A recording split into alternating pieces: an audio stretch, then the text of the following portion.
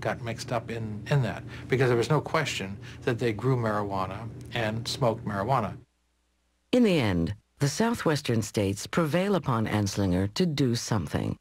Hesitant as he may have been, the pressure is on for Anslinger to use the power of the federal government to control marijuana.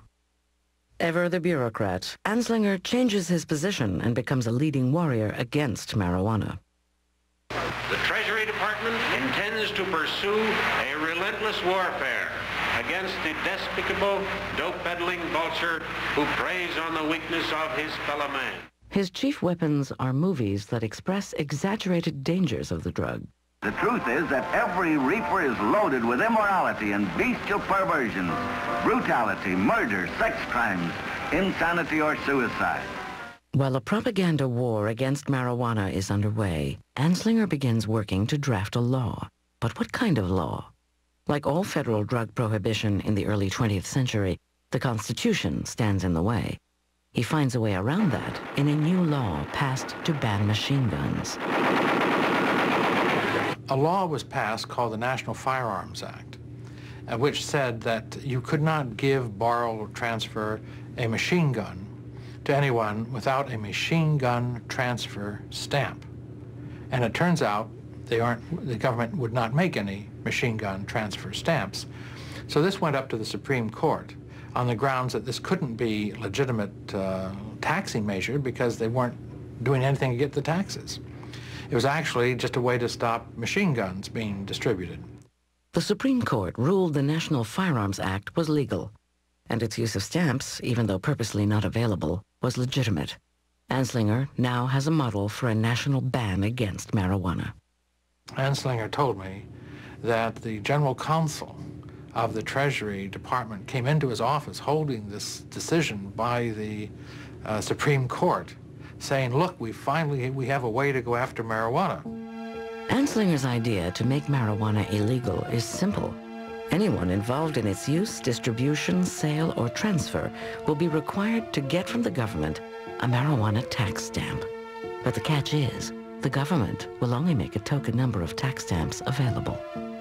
But can he convince Congress that a weed is as dangerous as a machine gun?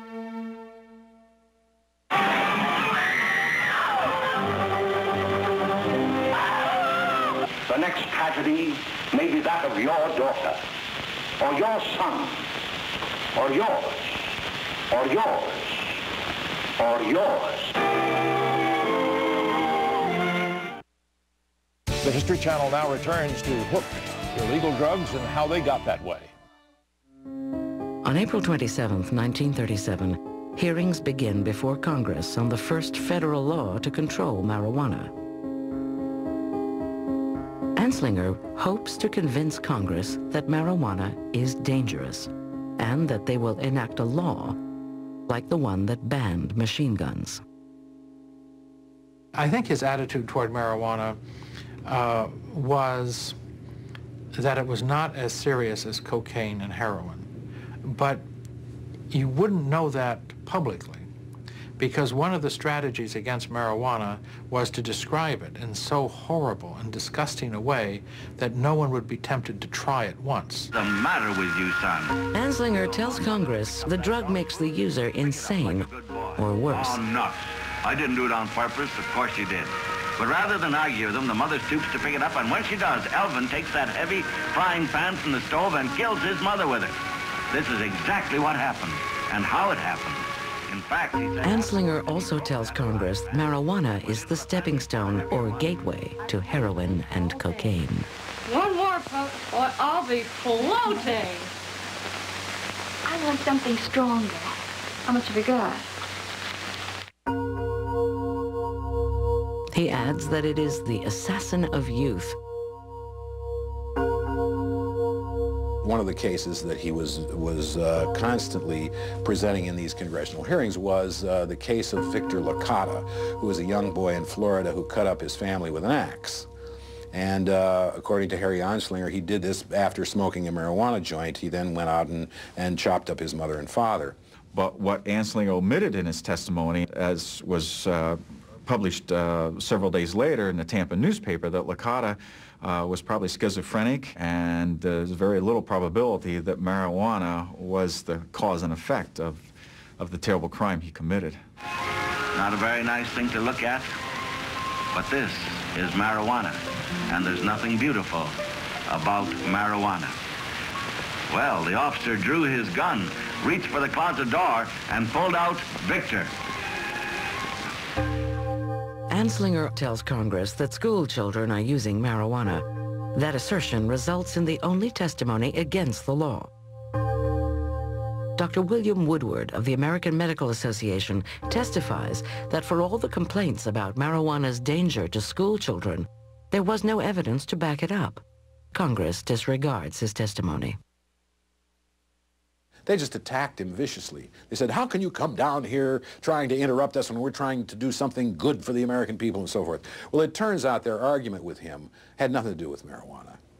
They just chopped him into pieces and verbally excoriated him in front of this congressional hearing and then lied about what he said. Hearst follows the hearings, adding extra newspaper runs to cover the news in Washington and headlining the evils of marijuana. Across America, independent movies add to the propaganda, bombarding the public. The most famous, Reefer Madness, warns of the perils of smoking marijuana, as stated by Anslinger and Hearst. Just take a puff of it. Didn't come from the Federal Bureau of Narcotics, but Anslinger's bureau did endorse it. He did support it. In fact, in the opening scene, when the high school principal is talking to an audience of parents, he refers to the Bureau of Narcotics several times. On Capitol Hill, Anslinger wins. Congress passes the Marijuana Tax Act, the first federal law against the drug. The Southwest gets the federal law they wanted. After 5 days of hearings, the marijuana tax law goes to Congress for a vote. It's passed within weeks by roll call vote. President Roosevelt signs the bill on August 2nd. It takes effect October 1st. Perhaps one of Anslinger's most significant contributions to fighting drugs is that he, more than any other individual, demonized drugs. I don't know that Anslinger lied to Congress, but he was an effective propagandist, we might say. The law requires that anyone wishing to buy, sell, distribute, or transfer marijuana must pay a tax and have a stamp. The penalty for failure to do so is 5 years in jail, a $2,000 fine, or both. But like the machine gun law, the government doesn't make the marijuana stamps available. There was another problem, too, and that was that in order to get the license, you had to have the marijuana in hand. But if you had the marijuana in hand without the license, you had already violated the law. 2 days after the law goes into effect, the first offender of the Marijuana Tax Act, Samuel Caldwell, is arrested in Colorado. 4 days later, he is convicted and sentenced to 4 years in jail and a $1,000 fine. Anslinger flies in from Washington to see justice done. So begins the federal government's effort to punish marijuana users.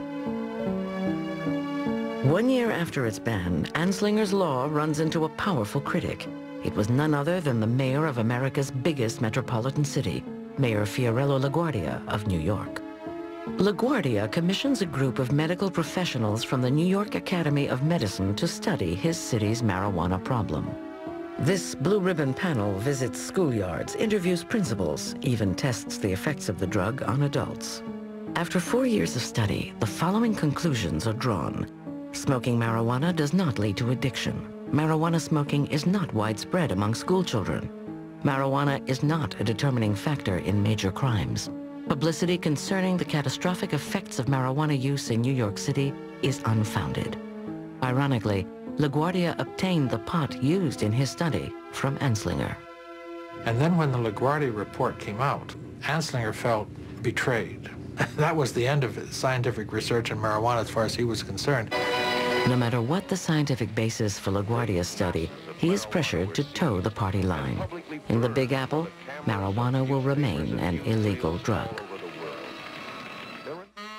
Through World War II, marijuana arrests drop. But ever wise to the power of the press, Anslinger begins targeting celebrities and musicians to grab headlines. He arrests jazz drummer Gene Krupa for possessing marijuana, who spends 87 days in jail. Actor Robert Mitchum is busted, and his career is almost shattered after he's arrested at a pot party. But there will be new drugs to combat. One other, legal for the time being, is making history on the battlefields of World War II. The History Channel now returns to Hook, illegal drugs and how they got that way. Of all the new technologies Germany uses in the Second World War, one touches the common soldier and the Führer alike. It is the synthetic chemical amphetamine, more commonly known as speed. The Blitzkrieg could just as easily have been called Speedkrieg. Everybody was amazed how fast the German panzer troops